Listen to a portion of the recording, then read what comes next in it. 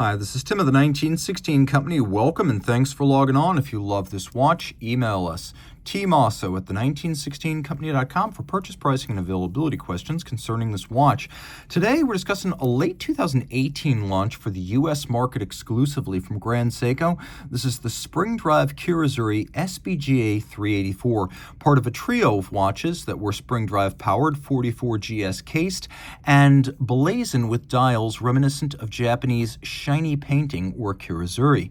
So the watch is part of that 44GS continuity, these angular cases that date back to 1967, and the 44GS, the progenitor of them all. The watch is not big though. In red gold, 40 millimeters in diameter, 13 millimeters thick from lug tip to lug tip, 45.9 millimeters with a 19 millimeter spacing in between the lugs.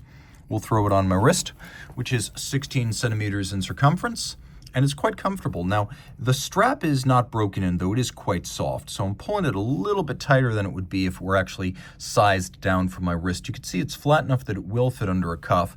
Particularly from over the top, you can see I've got a lot of clearance on either side, but down the barrel is always the true angle, where you can see that these lugs are nowhere near the edge of my wrist, so I could recommend this for a wrist as small as 14 centimeters circumference. The strap is high grade. You can see gloss, medium brown, alligator leather, large rectangular symmetrical scales here. A very expensive cut of the animal when you have all those features in tandem.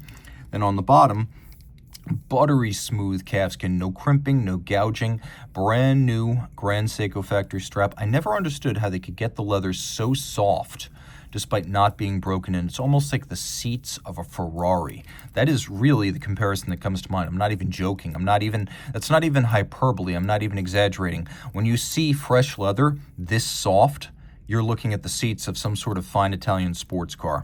Now, the buckle is fascinating because it's really the only part of the watch that's not clearly Japanese. A lot of precious metal Grand Seiko clasps do come from Italy, like a Ferrari. You have twin trigger release, so this clasp will not accidentally fly open. Externally, you can see an element of media blast on the badge, but also high polish. And then we roll around to the case where you can see that 44GS form. A combination of creases and curves. Here it's been embellished with a combination of polish and satin. The polished elements are that Japanese tin plate polishing wheel method, brought in from Europe initially on Zaratsu machines, but the foremost practitioners of this Zaratsu polish today are the folks in Japan. And while we're somewhat used to seeing it on steel and titanium now, seeing it on gold with mirror finish, flawlessly executed, is quite special. It takes 3 years to master this art. You can also see Grand Seiko, one of the few brands that still suspects buyers of a $30,000 watch, because that's what this was when it was new, might use strap tools. Well, you've got strap tool holes on the lugs as a result, and you can see the complexity at the end of the lug. That's how it comes from the factory. A lot of time goes into making those facets symmetrical side to side and end to end.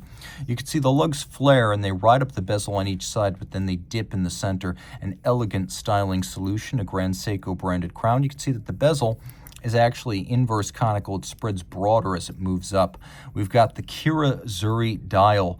Now this takes many different steps to achieve, and I've often opined that in the mainstream luxury class, Grand Seiko and Rolex co-equally have the best dial quality. Rolex does it by relentless automation. Grand Seiko does it by hand craftsmanship. So not only do you have the Kirazuri base, but all of the dial furniture, logo, hands, indices, date frame, these are polished and faceted on diamond-tipped micro milling tools run by people whose full-time gig is making these parts. And you can see that the facets are blade-like, particularly on the hands at center. Now, they are also placed manually and then caulked manually. We have a little sensu style or Japanese fan power reserve indicator over at approximately 7 o'clock on the dial. And the watch has spring drive, which means a unidirectional governing wheel driven by the mainspring. I'll turn it over and demonstrate how this all works. There is no battery in here. There are no capacitors powering the watch. There are no stepper motors or otherwise. The spring drives the governing wheel. The governing wheel is geared directly to the hands. So this is full mechanical drive, and because that governing wheel is unidirectional, it's not starting, stopping, or reversing in any way, The glide of that hand is truly smooth and unbroken, a unique aesthetic in the world of watchmaking. You see there is a stop seconds function. There is also a quick set date function, should you need it. Now turning back to the reverse side, the way this watch actually regulates itself, because there's no escapement, as this governing wheel turns through a magnetic field, it generates an electrical current. Remember your right hand and left hand rules from engineering school? And that electrical current operates the quartz oscillator. This is the 9R15, which is a hot rod spring drive. So that quartz oscillator will then apply an electromagnetic braking force to the wheel to slow it down and govern the display of time. But this hot rod version of spring drive is accurate to 10 seconds a month rather than the 15 of the conventional spring drive movement from the time. It's a 30-joule movement that is hand-assembled, regulated, and when the time comes, hand-serviced.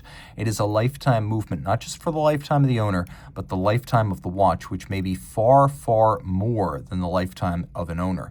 And then you can see that vintage Grand Seiko lion inside the medallion. You can see the movement's quite nicely decorated, though it is machine-applied decoration.